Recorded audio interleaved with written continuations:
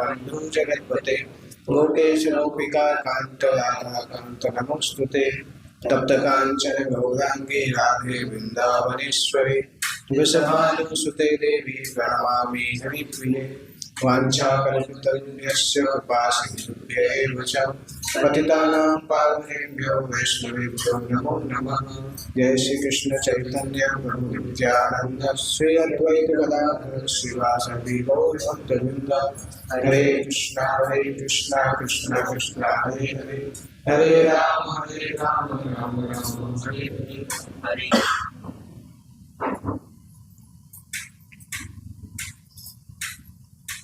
हरे कृष्णा। बहुत अच्छा सुंदर सेंटर बनाया। मैं पहली बार यहाँ पे आया। कितना समय पहले बनाए?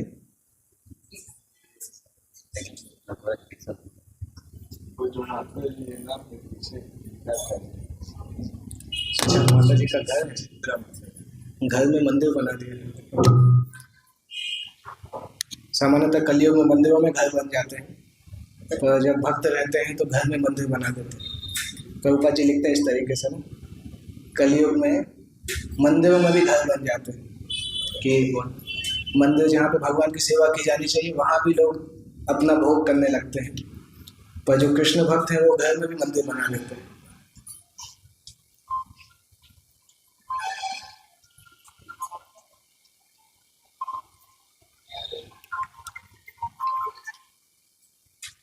अपना अपना मोबाइल साइलेंट कर सकते हैं,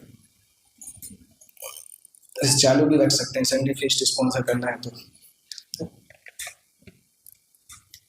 तो तो जी ने जो टॉपिक दिया है सेवा शरणागति के साथ, सेवा विद शरणागति, शरणागति के साथ सेवा करना बहुत ऊंचा टॉपिक है।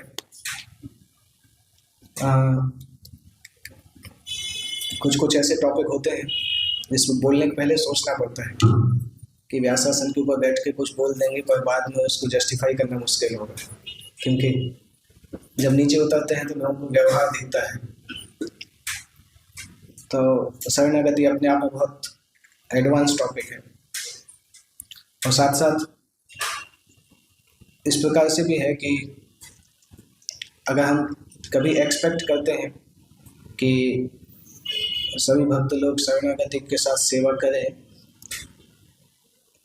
तो उसके लिए दोनों तरफ से आवश्यकता होती है। जैसे फॉर एग्जांपल हम लोग कभी कभी आर्ट ऑफ पेरेंटिंग की क्लास देते हैं, माता पिताओं को ये सिखाते हैं कि छोटे बच्चों की देखभाल कैसे करनी चाहिए। तो उसमें हम बताते हैं कि माता पिता को समझाते हैं कि आप लोग क्या क्या सुधारना चाहिए।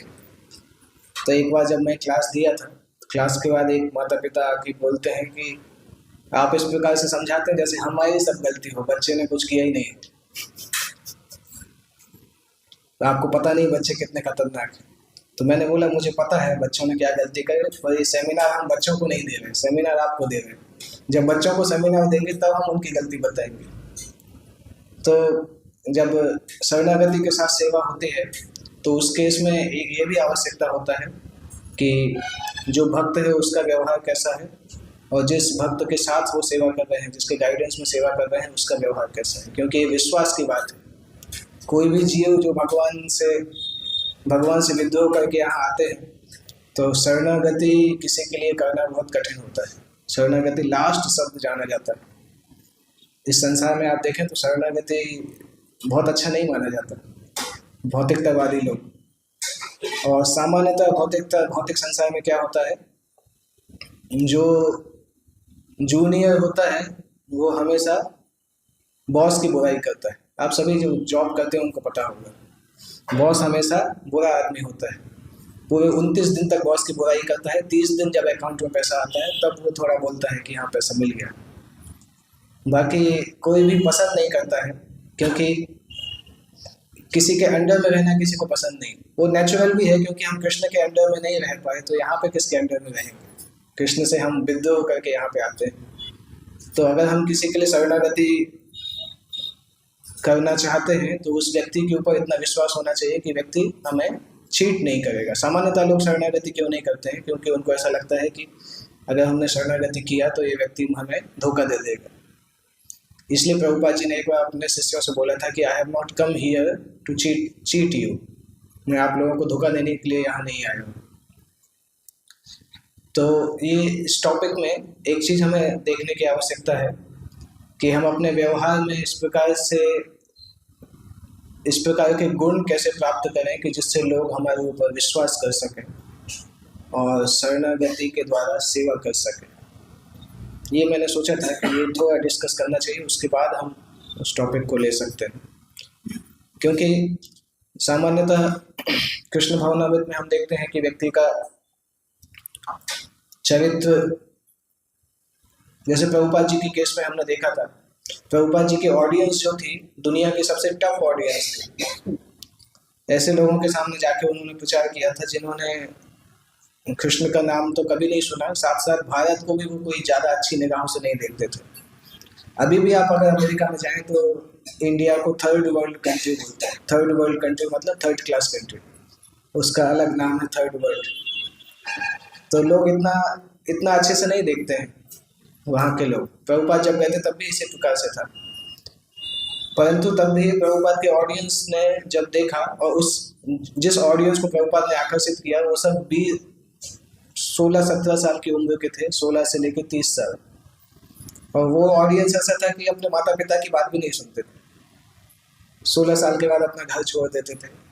उनका एक रूल था कि 30 साल के ऊपर वाले जो लोग हैं वो सब ओल्ड एज हैं, उनकी बातें सुनने की जरूरत नहीं। और उन लोगों ने प्रभुपाद की जो आध्यात्मिक शक्ति थी, आध्यात्मिक शुद्धता से प्रभावित होकर प्रभुपाद जो 70 साल के थे उनके लिए जीवन समर्पित कर दिया। 17 इयर्स का डिसाइपल, 70 इयर्स का मास्टर। 17 साल के डिसाइपल थे, 70 साल के गुरु जी थे। तो उस तरह से हम देख सकते हैं कि प्रभुपाद का आध्यात्मिक शक्ति और प्रभुपाद का चरित्र इतना अच्छा था कि वो दुनिया के सबसे टफ स्थान पे जाके, जैसे हम अगर क्रिकेट के लैंग्वेज में बोलें तो दुनिया के सबसे टफ ग्राउंड पे जाके कोई अगर डबल सेंचुरी मार दे तो बहुत बड़ी बात मानी जाती है। तो उसी तरह से अमेरिका दुनिया का सबसे टफ ग्राउंड था और वहाँ पे जाके प्रभुपाद जी ने कृष्ण भक्ति को स्थापित किया और वहाँ के लोगों को ट्रेंड करके कृष्ण भक्ति का प्रचारक बनाया। वही लोग अभी दुनिया में इंडियंस को सिखा रहे हैं कि भक्ति कैसे करना है। प्रभुपाद ने अपने शिष्यों को इस प्रकार से ट्रेन किया कि वो लोग भक्ति सीखे और फिर हम लोगों को आके सिखा रहे हैं, जबकि इंडिया में ऑलरेडी लोग जानते थे। तो ये पता चलता है कि अगर किसी व्यक्ति का चरित्र और उसका भक्ति बहुत अच्छा है तो लोगों का उस पर इतना विश्वास होता है कि उसके लिए समर्पण करना बहुत आसान हो जाता है।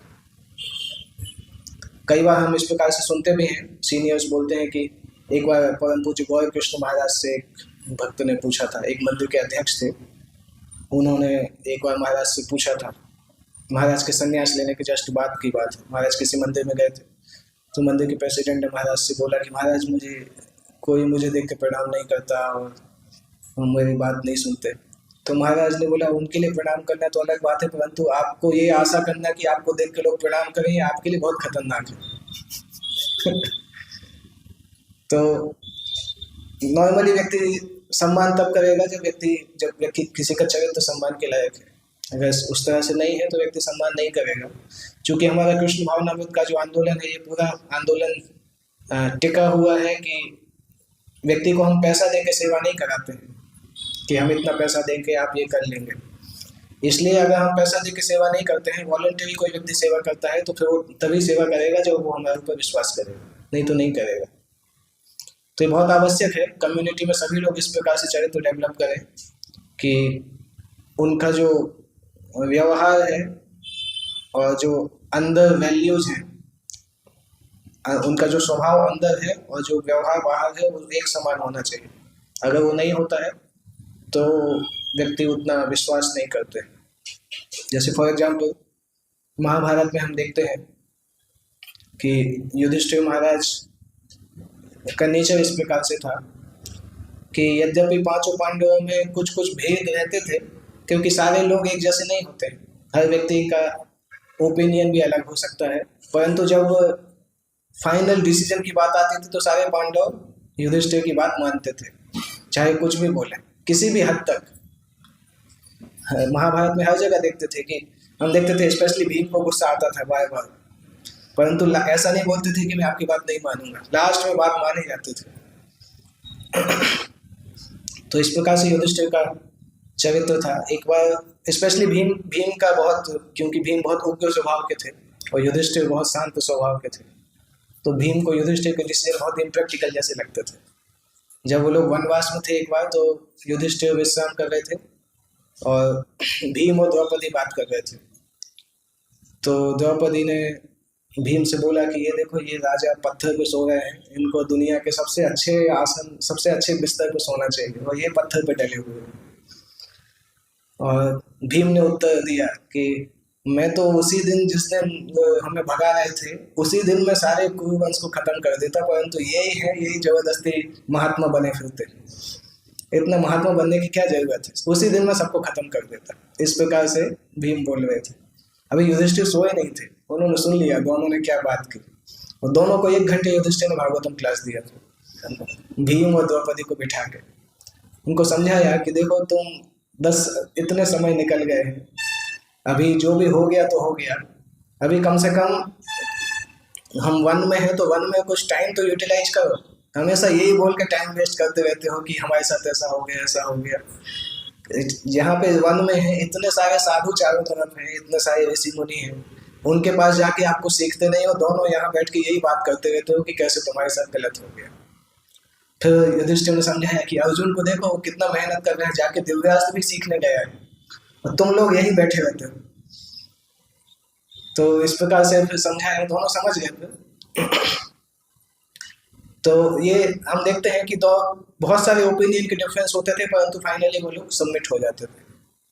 और युधिष्ठिर का चरित्र इतना स्ट्रांग था कि युधिष्ठिर ने एक जगह पर बोला था कि जब द्रौपदी का स्वयंवर हुआ था और द्रौपदी को 5 लोग लेके कुंती के पास आए थे, तो कुंती ने बिना देखे बोल दिया था कि पांचों बांट, जो भी भोजन है 5 बांट लो। और द्रौपदी को भी गुस्सा नहीं आया। कोई और औरत होती अभी तो बोलते क्या पागलपन चल रहा है, वो माँ अलग है, तुम 5 भी माँ की बात मान गए। पर द्रौपदी ने कुछ बोला नहीं, उस समय स्वीकार कर लिया, क्योंकि बड़ों का आदत इस प्रकार से रहता था कि बड़ों का सम्मान करना। उस समय जब ये डिस्कशन हो रहा था कि एक स्त्री 5 लोगों से विवाह कर सकती है कि नहीं, उस समय युधिष्ठिर ने एक सेंटेंस बोला था जिससे युधिष्ठिर का चरित्र पता चलता है।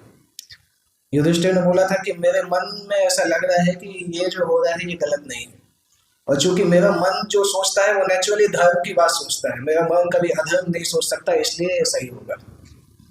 उस समय युधिष्ठिर ने कोई शास्त्र का प्रमाण नहीं दिया था, केवल ये बोला था कि मेरे मन में ऐसा लगता है कि ये गलत नहीं है।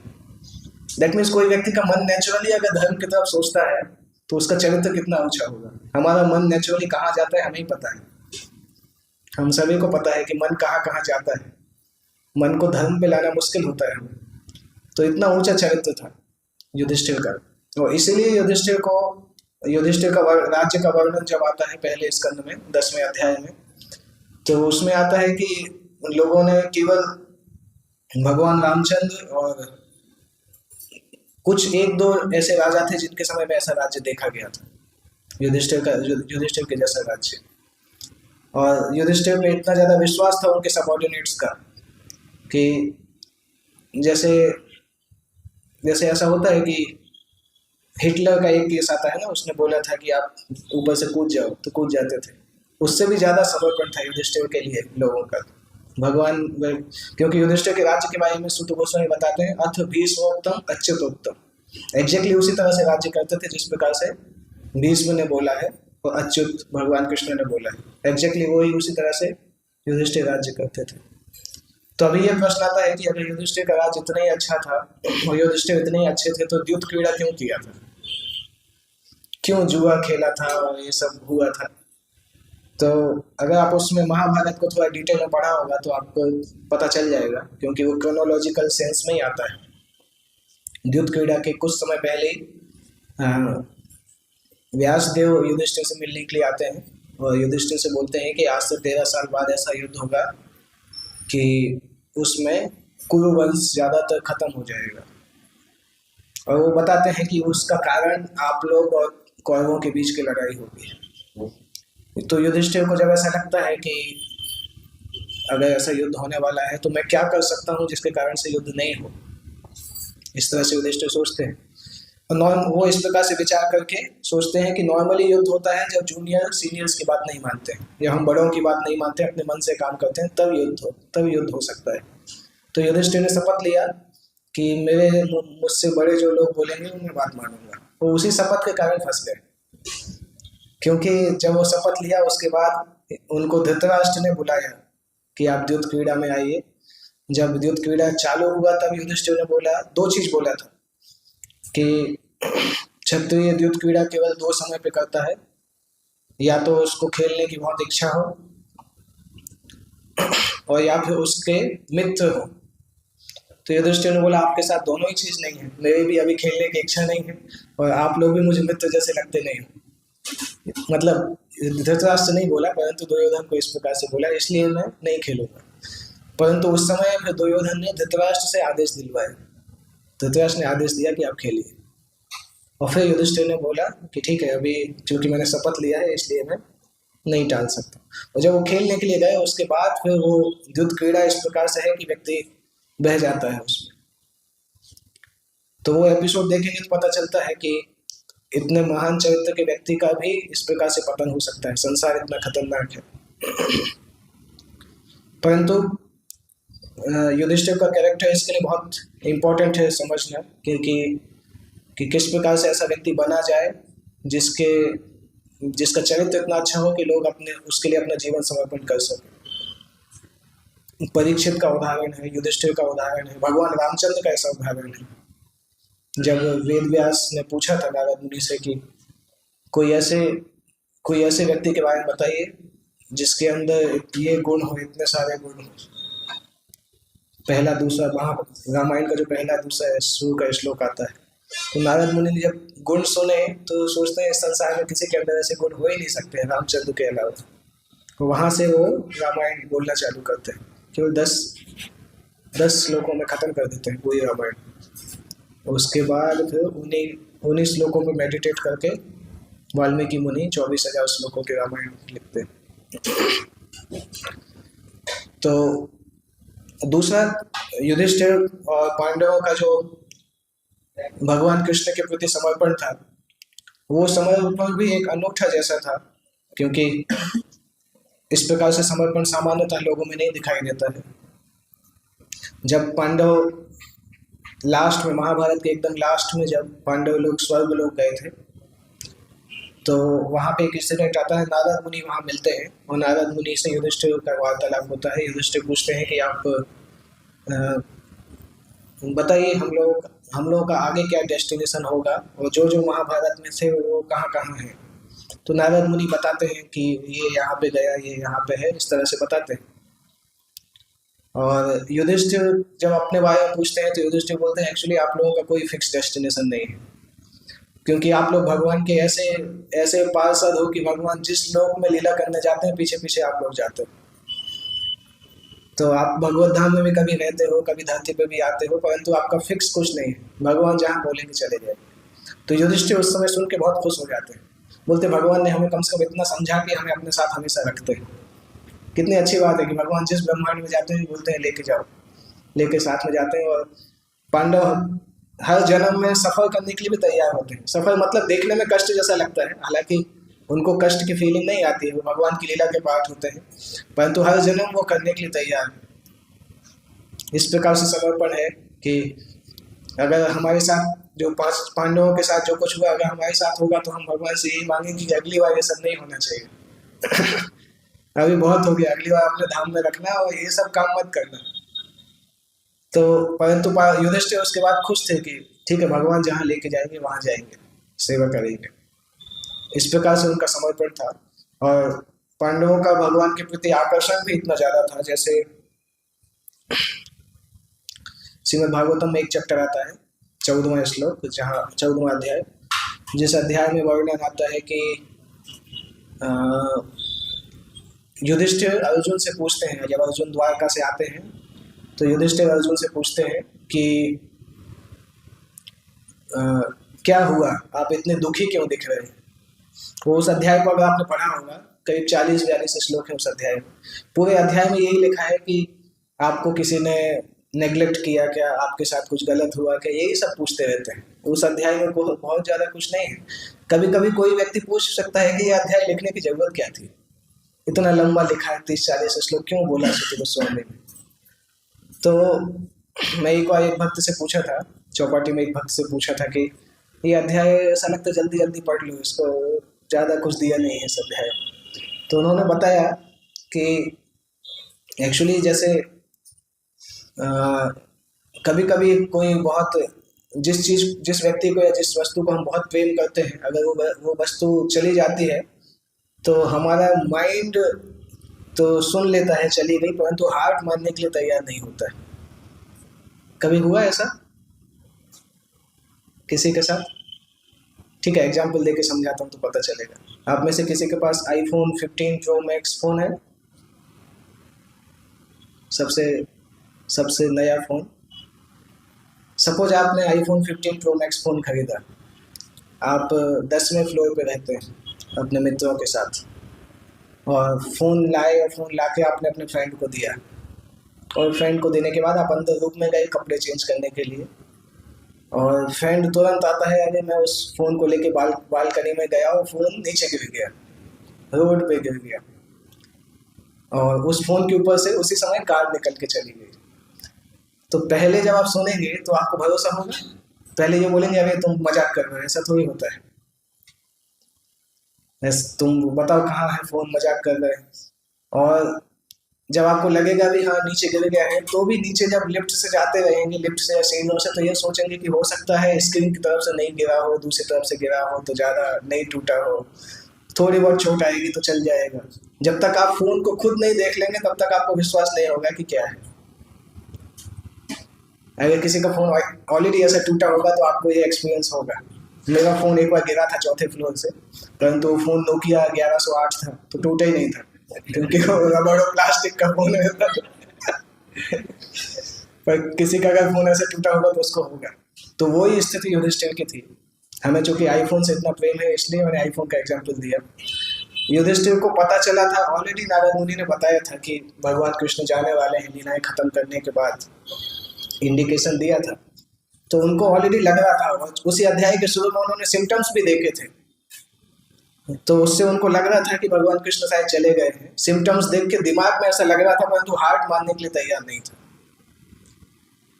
तो हार्ट मानने के लिए तैयार नहीं था, इसलिए अर्जुन से उन्होंने ये नहीं पूछा कि क्या भगवान कृष्ण चले गए इसलिए तुम दुखी हो, ये तो सबसे लास्ट में पूछा। उसके पहले करीब 25 रीजन अलग अलग बताए कि तुम्हारे साथ ऐसा तो नहीं हुआ, क्योंकि उनका हार्ट अवॉइड करना चाहता था कि ये नहीं हो कि भगवान कृष्ण चले गए।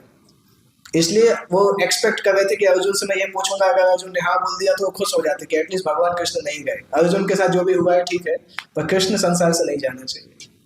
तो पूरा का पूरा अध्याय एक्चुअली युधिष्ठिर का भगवान कृष्ण के प्रति प्रेम बताता है कि कितना ज्यादा प्रेम था। अगर कोई उस मूड में उस अध्याय को नहीं समझेगा ना, तो उसको अध्याय टाइम वेस्ट जैसा लगेगा कि पता नहीं क्या बोल रहे हैं, परंतु पूरे अध्याय से पता चलता है कि युधिष्ठिर कितना प्रेम करते थे कृष्ण के लिए, कि उनका हार्ट उसको मानने के लिए तैयार नहीं है, अवॉइड कर रहे हैं कि ये नहीं, ये कारण नहीं होना चाहिए, इसके अलावा कोई और भी कारण हो तो चलेगा। तो इस प्रकार से युधिष्ठिर का प्रेम था। सामान्यतः युधिष्ठिर की इमेज बहुत अलग तरीके से सेट की जाती है मीडिया के द्वारा, मूवीज में, इन सब चीज़ों में, परंतु युधिष्ठिर बहुत हाई क्लास पर्सनैलिटी थे। ऐसे चरित्र वाले व्यक्ति धरती पे बहुत कम जन्म लेते हैं।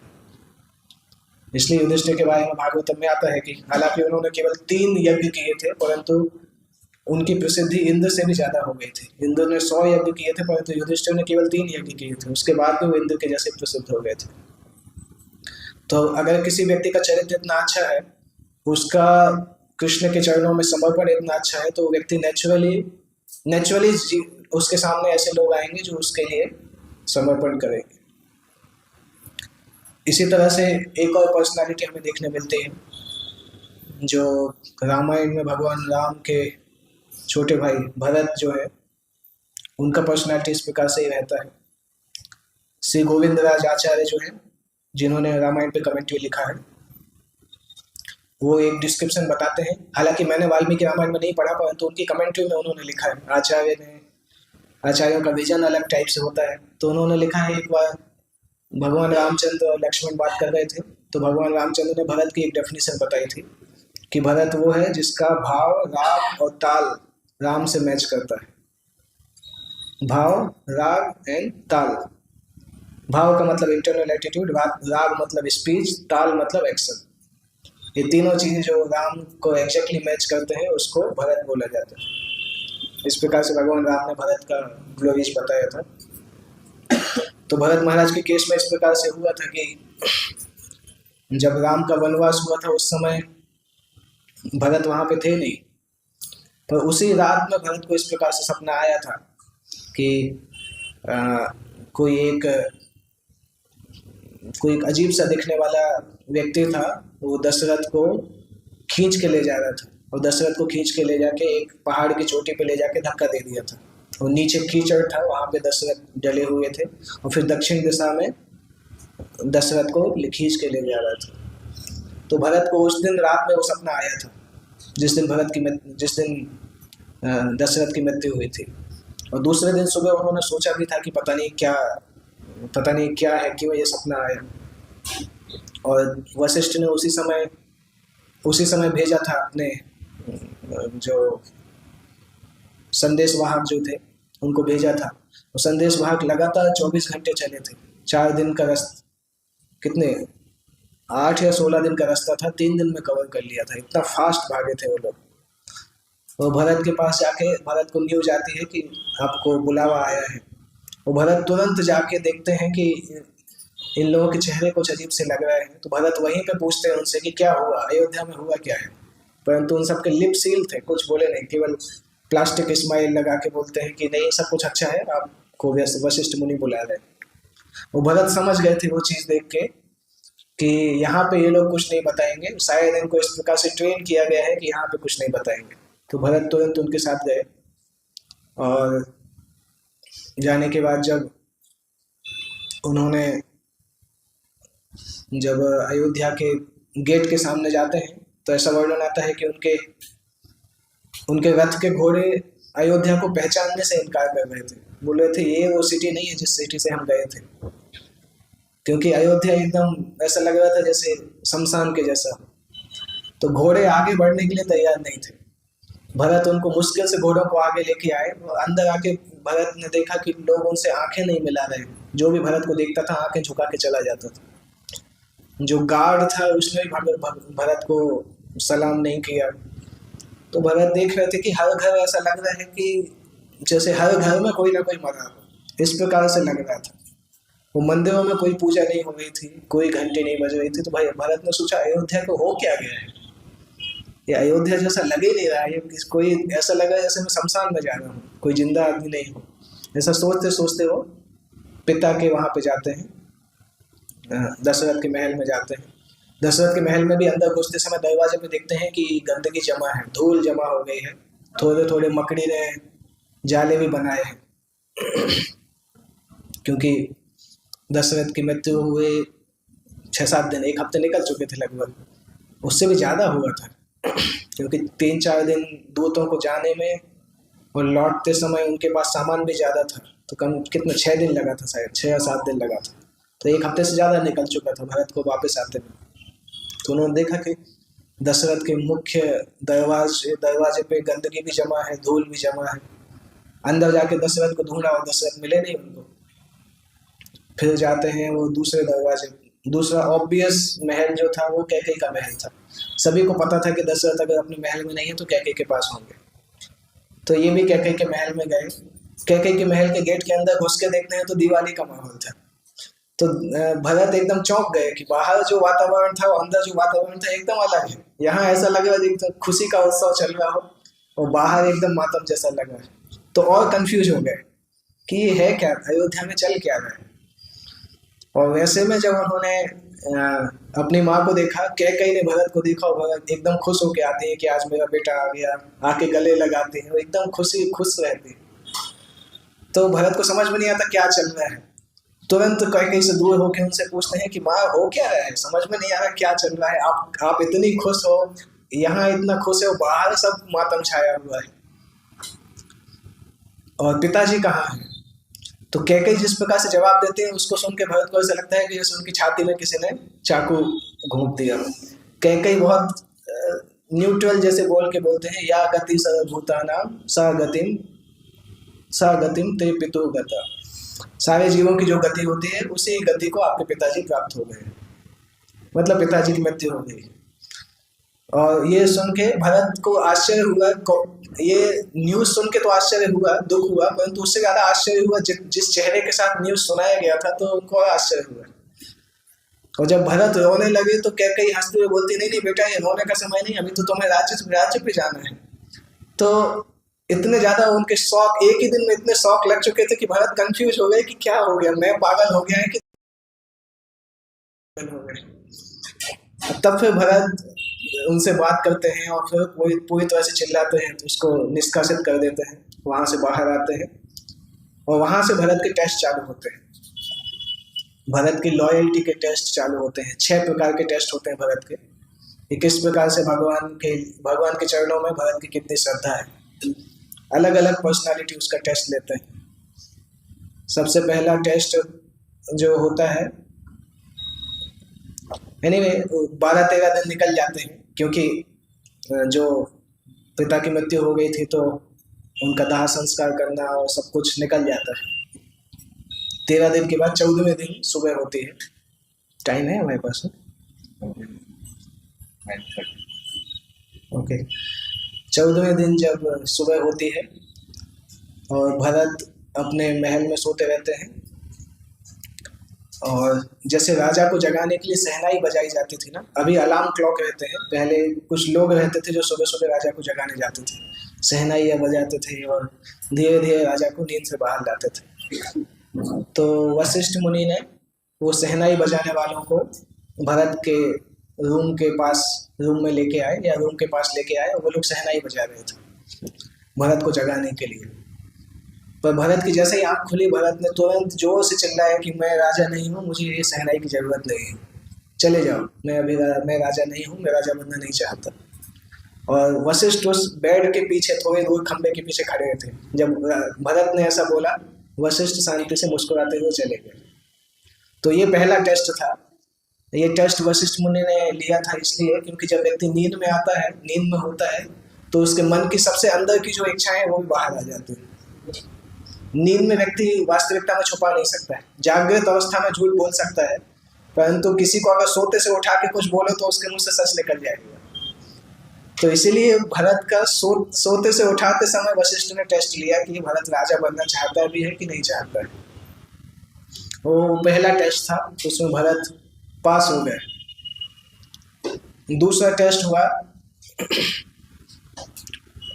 कौशल्या के पास गए, दोनों के दोनों। एक्चुअली भरत और शत्रुघ्न दोनों की 13 दिन से हिम्मत नहीं हो रही थी कि कौशल्या के पास कैसे जाएंगे, किस मुंह से उस कौशल्या के सामने जाना चाहिए। तो दोनों हिम्मत करके जाते हैं, कौशल्या के पास जाते हैं, और भरत रोते रोते कौशल्या के गोदी में आ जाते हैं।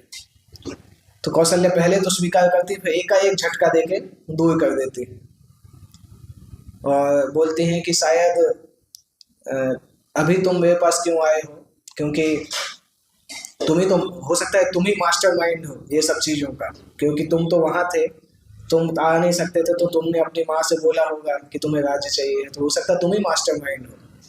इस प्रकार से कौशल्या बोलते हैं। और कौशल्या ये बोलते हैं कि तुमने अगर राम को जंगल में भेज दिया है तो मुझे क्यों नहीं भेजा? क्या तुम लोग ये तुम्हारे मन में ऐसा है कि राम अगर वापस आएगा तो तुम मुझे बंदी बना के राम को ब्लैकमेल करोगे? इस प्रकार से कौशल्या बोलती है। फिर कौशल्या बोलती है कि नहीं, तुम्हें ये श्योर रखना चाहिए कि राम नहीं आएगा और तुम मुझे भी उसके साथ भेज दो। तो इतना भरत के लिए बहुत कुछ हो गया था, बहुत सुन लिया, उनका एकदम सब्र का बांध टूट गया। और उसमें भरत ने इस प्रकार से 25 प्रतिज्ञाएं ली थी, जिसमें से कोई भी एक प्रतिज्ञा टूटने से व्यक्ति नरक में कई लाखों साल तक काम करेगा, वास करेगा। ऐसी शपथ भरत ने ली थी। और वो 25 शपथ में भरत ने बोला था कि इसमें से अगर मैं किसी भी तरह से रिस्पॉन्सिबल हूँ भगवान राम के वनवास के लिए, तो इन 25 शपथ को तोड़ने का डायरेक्ट फल मुझे मिलना चाहिए। जब इस प्रकार से भरत ने बोला तो कौशल्या को विश्वास आ गया कि हाँ सही बोल रहा है। कौशल्या ने आके ही भरत का मुंह बंद कर दिया कि नहीं इससे ज्यादा मत बोलो, मुझे विश्वास है कि तुम सत्य के रास्ते में हो। तो ये भरत की पहली विजय थी। एटलीस्ट भरत शत्रुघ्न उस दिन खुश थे कि अयोध्या में कम से कम एक आदमी तो है जो हम दोनों पर विश्वास करने लगा। अभी तक एक भी आदमी नहीं था जो हमें विश्वास करता था। तो कौशल्या का विश्वास जीतने के बाद नेक्स्ट आता है, अगले दिन जाते हैं वो लोग वहां पे जो राज दरबार में, और वहां पे वशिष्ठ मुनि, राज दरबार चालू होता है, वशिष्ठ मुनि बोलते हैं कि देखो भरत तुम्हारा तो कोई दोष नहीं है, राज्य तो तुम्हारे पास तो तुमने कुछ किया नहीं, पर राज्य तुम्हारे पास ऑटोमेटिकली आ गया नियति के प्रभाव से। तो अगर तुम राज्य को स्वीकार करोगे तो कुछ गलत नहीं होगा, तो तुम्हें राज्य को स्वीकार कर लेना चाहिए। और आर्ग्यूमेंट देते हैं कि राज्य बहुत दिन तक ऐसा खाली नहीं रहना चाहिए, राजा नहीं रहता है तो राज्य को देखने वाला कोई नहीं रहता है, इसलिए तुम्हें स्वीकार कर लेना चाहिए। और ये सुन के भरत का दिमाग खराब हो जाता है कि एक तो गलत चीज बोल रहे हैं और दूसरा इस प्रकार से बोल रहे हैं जैसे धर्म का काम कर रहे हैं। तो भरत बोलता है मुझे विश्वास नहीं हो रहा है कि ये त्रेता युग है कि कलयुग है। अगर ये त्रेता युग है तब भी मुझे लगता है कि कलयुग त्रेता के अंदर आ गया है, नहीं तो धर्म के जानने वाले लोग भी ऐसी अधर्म की बात कैसे कर सकते हैं। फिर भरत आंसर देते हैं कि आप जिसको बोल रहे हैं कि नियति है, ये तो एक दुष्ट औरत का पॉलिटिक्स है, कोई नियति थोड़ी है, पॉलिटिक्स को नियति नहीं बोला जाता है। और बोलते हैं अगर धर्म गुरु भी पॉलिटिक्स को नियति बोलेंगे तो फिर संसार को रसातल में धंस जाना चाहिए, ये धरती खत्म हो जाना चाहिए। और दूसरा चीज भरत बोलते हैं कि अयोध्या भी राम की प्रॉपर्टी है और मैं भी राम की प्रॉपर्टी हूँ। आपने कभी देखा है कि एक प्रॉपर्टी दूसरी प्रॉपर्टी को ओन कर सकता है? नहीं हो सकता है।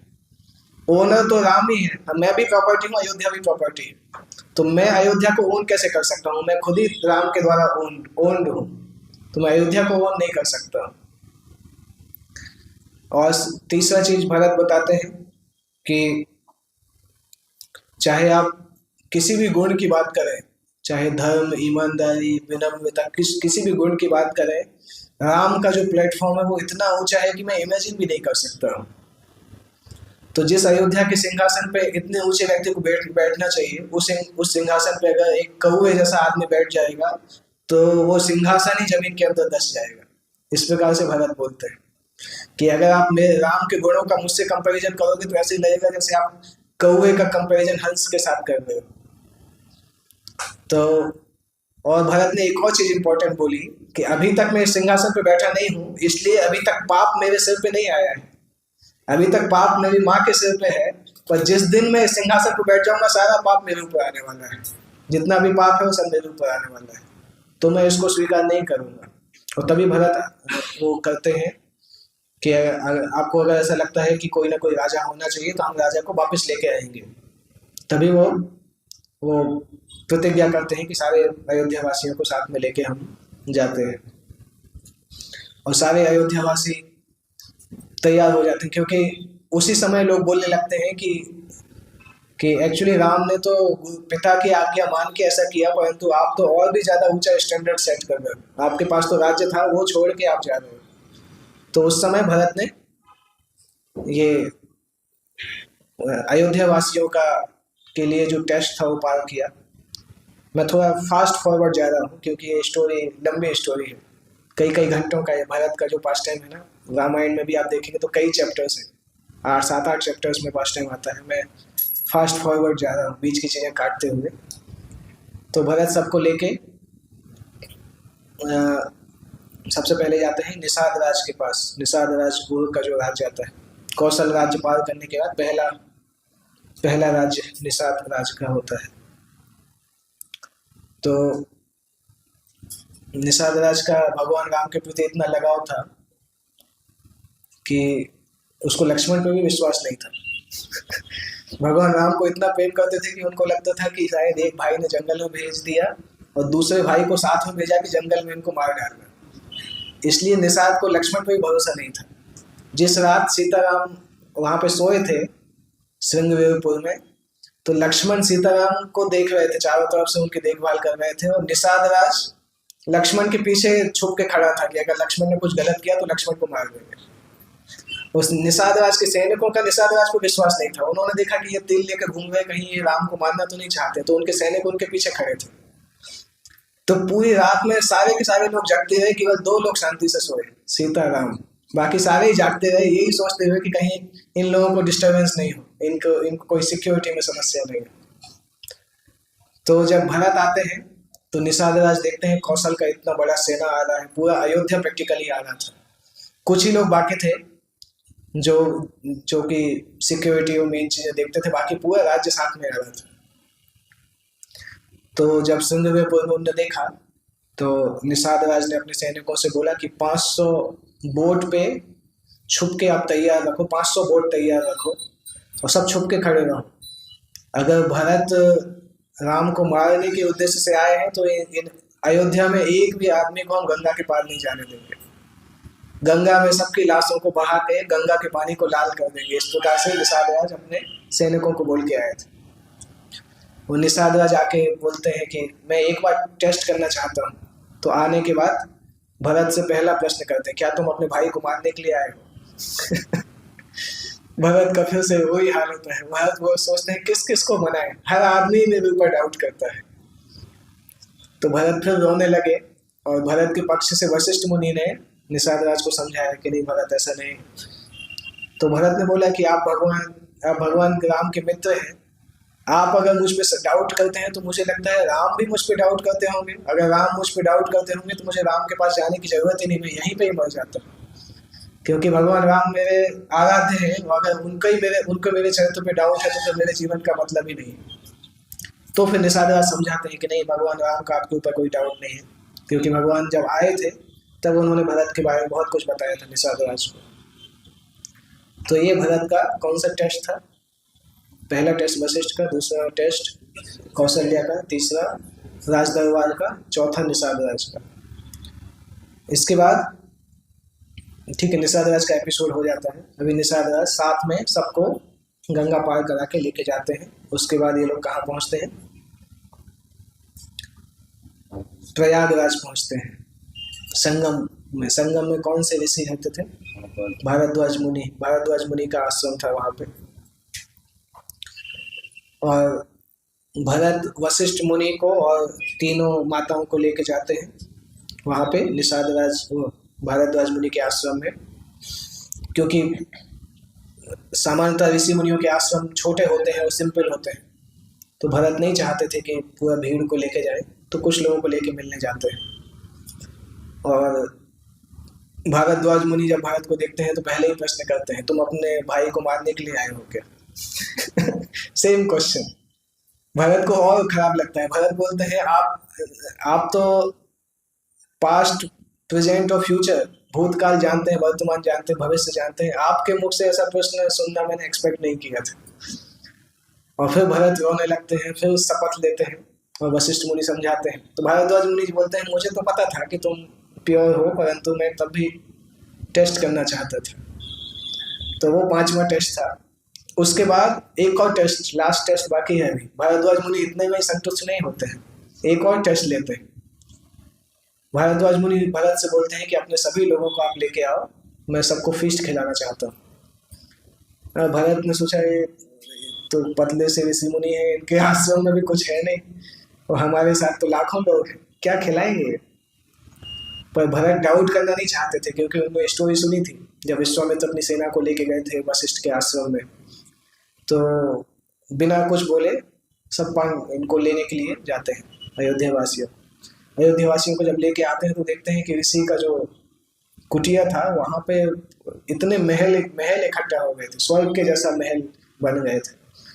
और वहां पे लोग खड़े हैं, इतने सारे वृक्ष हैं, हर वृक्ष में से आम, और इतने सारे वृक्ष हैं, और वृक्षों के बीच में नहाने का स्थल, पूरा स्वर्ग लोक के जैसा वहां पे बन गया था। और वहां पे लोग ले जाके अयोध्या वासियों को ले जा रहे हैं। बीच में बहुत अच्छा महल भी था, इतनी सारी चीजें खाने के लिए थी, इतना अच्छा अरेंजमेंट था कि कुछ अयोध्या वासियों को तो लगा कि अयोध्या भी नहीं जाना है, चित्रकूट भी नहीं जाना है, यहीं रहते हैं, ज्यादा अच्छी जगह है। वहाँ पे गोविंदराज आचार्य लिखते हैं कि इवन भगवान की भक्ति करते करते समय भी कई बार इतने सुख मिलते हैं कि हम सोचते हैं कि अरे सुख ज्यादा अच्छा है, भक्ति कल कर लेंगे। तो कुछ अयोध्या वासियों ने यही सोचा कि कितना अच्छा लग रहा है, यहीं रहना चाहिए, कौन जाएगा चित्रकूट तक, अयोध्या से भी अच्छा यहाँ पे। और सबको महल में ले जाते हैं। महल के बीचों बीच एक सिंहासन होता है, और वो सिंहासन के दोनों तरफ, सिंहासन पे जो बैठा, सिंहासन खाली रहता है परंतु उसके दोनों तरफ पंखा चलाने वाले लोग रहते हैं जो पंखा झलते हैं उसके लिए। और सिंहासन के पीछे एक खंबा रहता है, खंबे के पीछे भारद्वाज मुनि खड़े रहते हैं। तो भरत को सारे लोग लेके आते हैं, जो वहाँ के जो भारद्वाज मुनि ने जिनको जनरेट किया था, वो लोग भरत को हाथ पकड़ के लेके आते हैं, सिंहासन पे बिठाने का प्रयास करते हैं। पर भरत ऑलरेडी जब सिंहासन को देखा तो भरत ने इमेजिन किया कि सीताराम शायद उस सिंहासन पर बैठे हैं। तो भरत वहाँ उस सिंहासन के सामने जाके दंडवत प्रणाम करते हैं, और जो व्यक्ति होता है उसके हाथ से झूला लेके वो पंखा लेके हवा करने लगते हैं और मेडिटेट करने लगते हैं भगवान राम के ऊपर। वो भारद्वाज मुनि वो देख के प्रसन्न होके चले जाते हैं। ये भरत का लास्ट टेस्ट था, 6वां टेस्ट था। भारद्वाज मुनि ने 2 बार टेस्ट लिया उनका। और इस तरह से रात निकलता है। दूसरे दिन जब सुबह होता है तो वहाँ पे कुछ नहीं था, सब महल गायब था, क्योंकि वो तो इल्यूजन का महल था, एक रात के लिए बनाया था।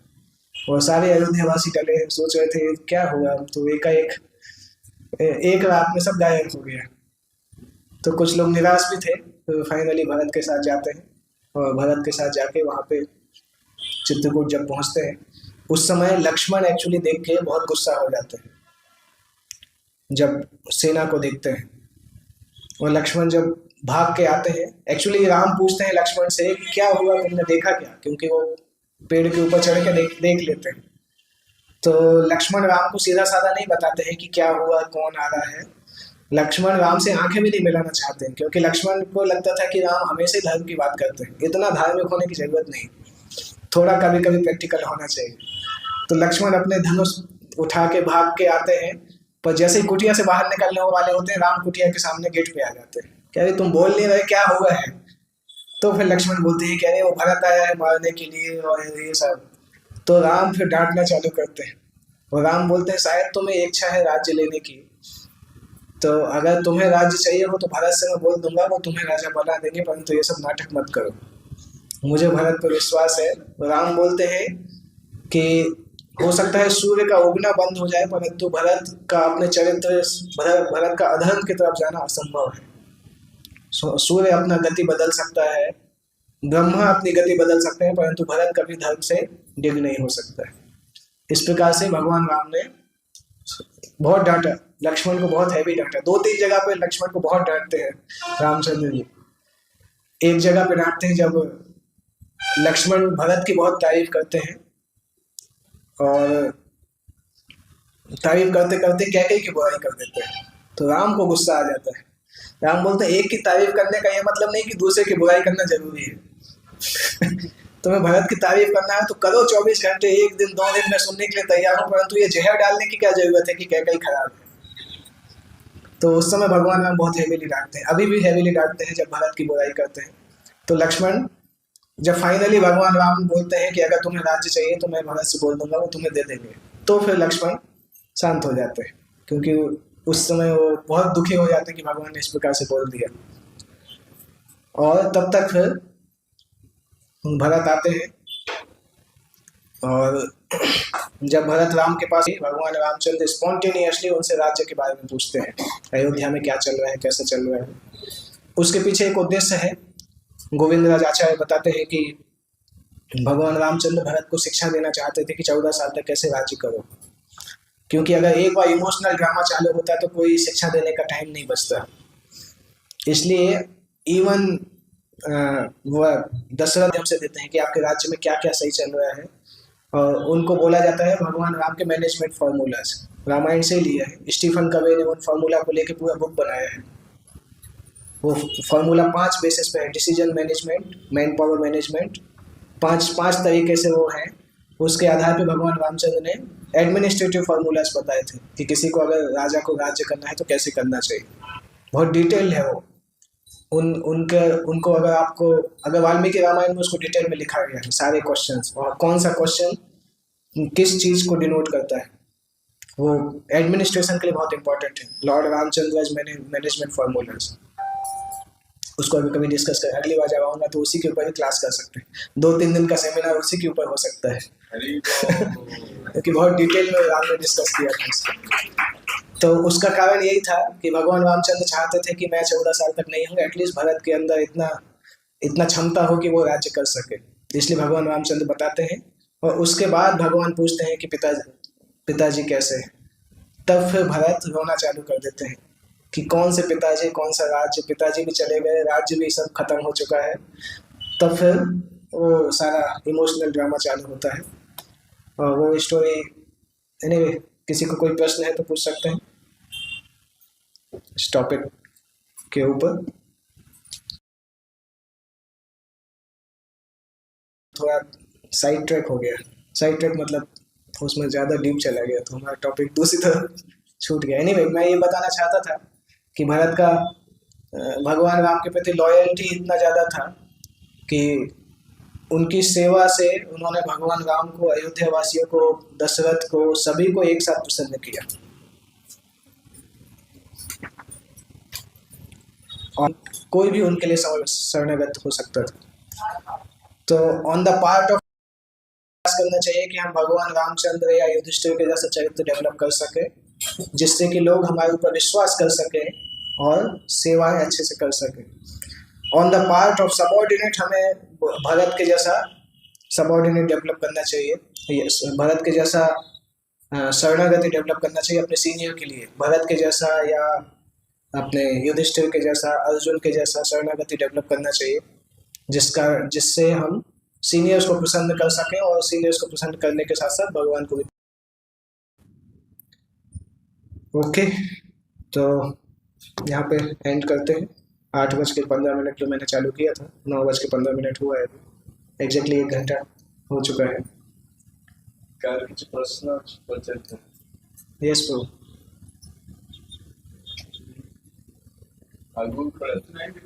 सुनाई दे रहा है?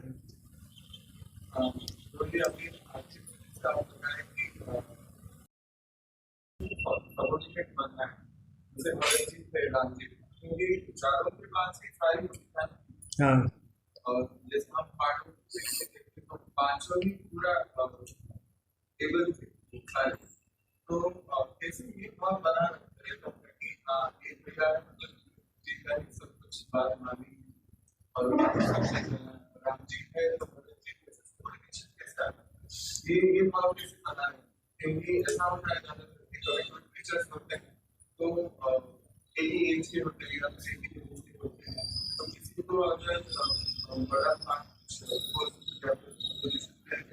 दूसरे को वो ना बताए करता है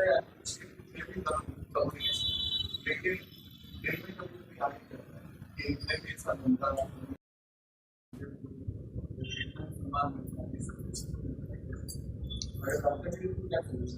अगर हम लाइफ को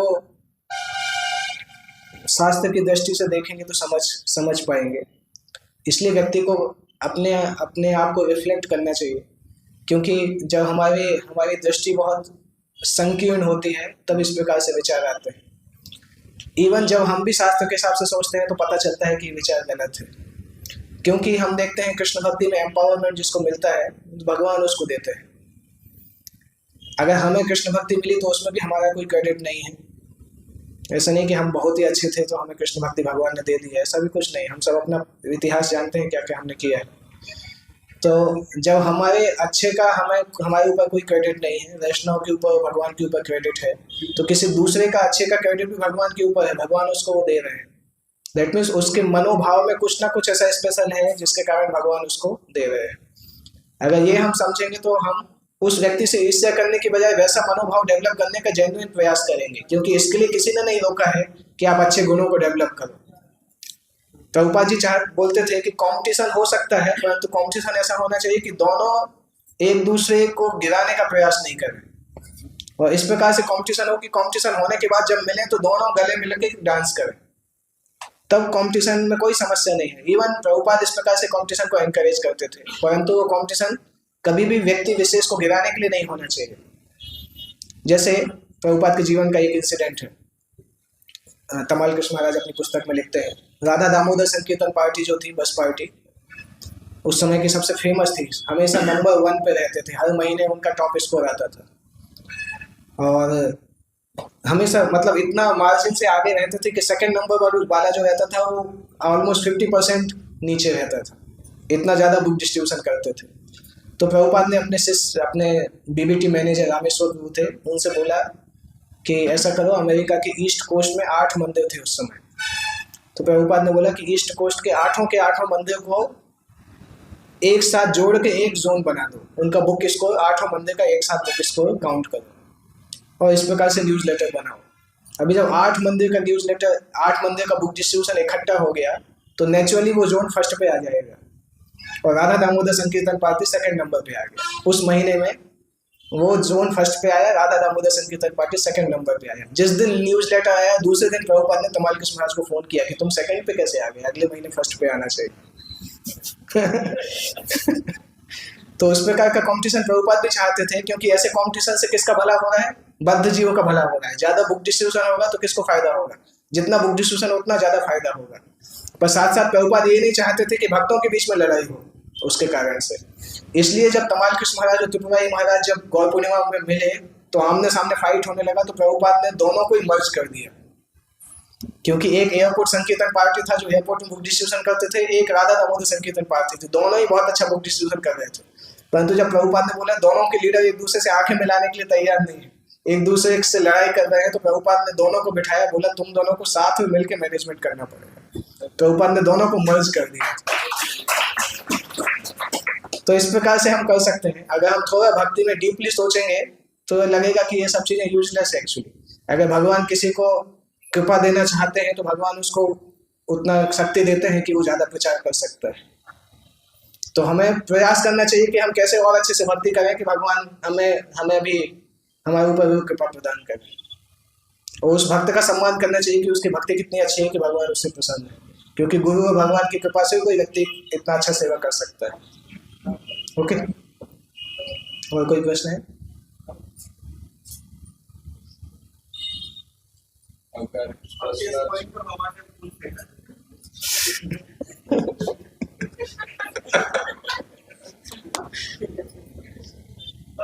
ओके, तो यहाँ पे एंड करते हैं। जगत गुरु श्री प्रभुपाद की जय, श्रीमद् भागवतम की जय, हृदय और प्रेमानंदे।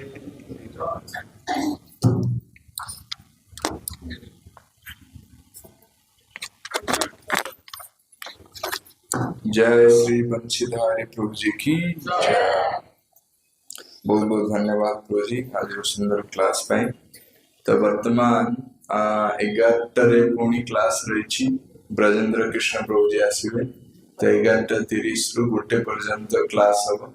तेणु आपण मैंने आज तो एकादशी घर को जावा आवश्यक नहीं, प्रसाद किसी मिल, प्रसाद पाई बसिक जप करेंगे, 25 माला जप कर 11:30 क्लास आरंभ हम। तापर 1 पर समस्त फुल एकादशी प्रसाद रही। संध्या बेले निमखंडी प्रोग्राम अच्छी, तो निमखंडी ब्रजेंद्र कृष्ण प्रभु, बंशीधारी प्रभु, तुकाराम प्रभु समस्ते जीवे। तेणु संध्या बेले समस्ते निमखंडी मध्य जाई प्रोग्राम सीठी अटेंड करेंगे। आसंता काली सकाळ बंशीधारी प्रभुंकर भागवतम क्लास रही 8 टा 9 टा, तेणु समस्ते उपस्थित रहे।